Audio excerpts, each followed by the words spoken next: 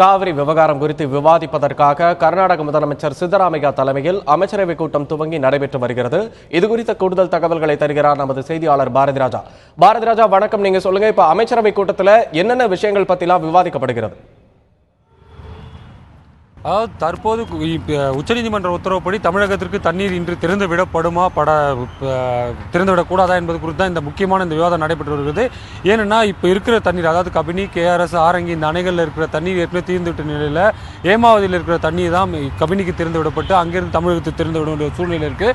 எனவே இப்போ தற்போது தமிழகத்துக்கு தண்ணீர் திறந்துவிட என்னென்ன மாதிரியான நடவடிக்கைகளை மேற்கொள்ளணும், ஒருவேளை உச்சநீதிமன்ற தீர்ப்பை மதிக்காவிட்டால், அதாவது இப்போ ஏற்றுக்கொள்ள முடியாத வகையில் உள்ளது என்று கர்நாடக சார்பில் தெரிவிக்கப்பட்டது. ஒருவேளை உச்சநீதிமன்ற தீர்ப்பை தாமதப்படுத்துவது குறித்து, அதாவது இந்த செயல்படுத்துவது தாமதப்படுத்துவது குறித்து தற்போது விவாதம் நடைபெற்று வருகிறது. குறிப்பாக இன்று தண்ணீர் திறக்கப்படுமா என்பது மிகப்பெரிய கேள்விக்குறியாகவே உள்ளது. அதே போல இன்று அனைத்து கட்சி கூட்டமும் நடத்த முடிவு பண்ணியிருக்காங்க.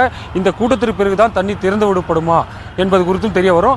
இதற்கு முன்பாக இன்று காலை 9 மணியிலிருந்து 12 மணி வரை சுமார் 3 மணி நேரம் மூத்த அமைச்சர்களுடன் முதல்வர் சித்தராமையா தனது அலுவலக இல்லமான கிருஷ்ணாவில் ஒரு ஆலோசனை கூட்டம் நடத்தினார்.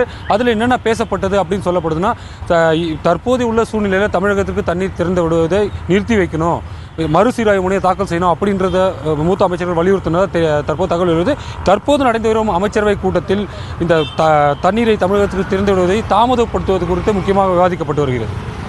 இன்னைக்கு மாலையில அனைத்து கட்சி கூட்டம் நடக்க போகுது அப்படின்னு சொன்னீங்க. இதுல எந்தெந்த கட்சிகள் கலந்து கொள்ள இருக்கிறது பாரதிராஜா?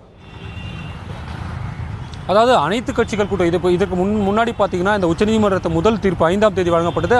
அதற்கு முன்பாகவே அனைத்து கட்சி கூட்டம் நடத்தப்பட்டது ஒரு முறை.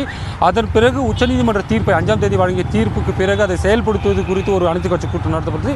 ஏற்கனவே இந்த மாதத்தில் பார்த்தீங்கன்னா 2 வாட்டி அனைத்து கட்சி கூட்டம் நடந்துச்சு. இன்னைக்கு மீண்டும் அனைத்து கட்சி கூட்டத்திற்கு கர்நாடக முதல்வர் சித்தராமையா அழைப்பு விடுத்திருந்தார். ஆனால் இன்னைய சூழ்நிலையில் பாஜகவை தவிர்த்த மற்ற அனைத்து கட்சிகளும் இந்த அனைத்து கட்சி கூட்டத்தில் கலந்து கொள்வதாக தெரிவித்துள்ளது. குறிப்பாக பாஜக பார்த்தீங்கன்னா, இப்போ இருக்கிற இங்கே காங்கிரஸ் அரசு காங்கிரஸ் நிர்வாகம் சரியில்லை, குறிப்பாக இந்த காவிரி விவகாரத்தில் அவங்க சரியாக செயல்படலை, வழக்கறிஞர்களும் சரி சட்ட ஆலோசனைகளையும் சரியாக காங்கிரஸ் அரசு பெறலை அப்படின்ற ஒரு செயல்பாட்டை ஒரு கருத்தை பாஜக வலியுறுத்தி இன்னைக்கு நடக்கிற அந்த அனைத்து கட்சி கூட்டத்தில் பாஜக பங்கு பெறாது அப்படின்னு அதிகாரப்பூர்வமாக அதனுடைய மாநில தலைவர் எடியூரப்பா தெரிவிச்சிருக்கார். பாரதிராஜா, இப்போ உச்சநீதிமன்ற உத்தரவு வெளியான உடனேயே மண்டியால போராட்டம் நடந்தது. இந்த நிலையில கர்நாடகாவில் இப்போ எந்தெந்த இடங்கள்ல எல்லாம் போராட்டங்கள் நடந்து வருகிறது?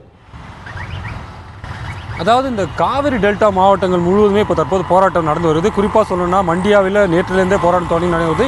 இன்றைக்கி பார்த்தீங்கன்னா தும்கூர், குணிகல், அதே போல் ராம்நகர் இந்த பகுதியிலலாம் போராட்டம் வலுவடைந்துள்ளதுன்னு சொல்லலாம்.